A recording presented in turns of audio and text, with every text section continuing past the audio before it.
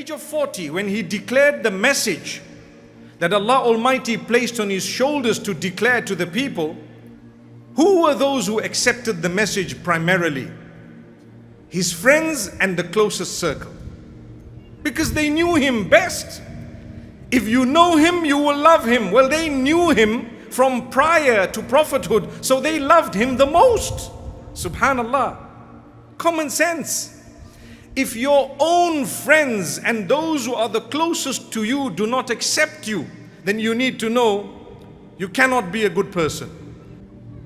And this is why the Prophet Muhammad, peace be upon him, later says, خَيْرُكُمْ خَيْرُكُمْ لِأَهْلِهِ. The best from amongst you is he who is best to his wife, or she who is best to her spouse, or those who are the best to their family members to begin with. Which means, if your wife can bear witness that you are a good person, then you are indeed a good person.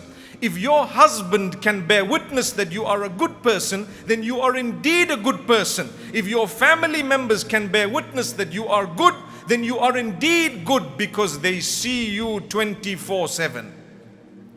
They interact with you at times of hardship, at times of ease. When you are slightly upset and when you are happy, they see all the sides of you, and they know you, as we say, inside out. The same would apply. The closest circle of friends, if you were to get up and say, guys, I have a business deal and we're going to make 1,000,000 dirhams in a few days.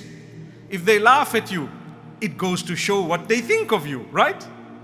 If they scoff at you, it goes to show that they don't even trust you. But if they take you seriously and they put their money straight there and say, let's go for it, what does it mean? They trust that you will be able to achieve what you are saying.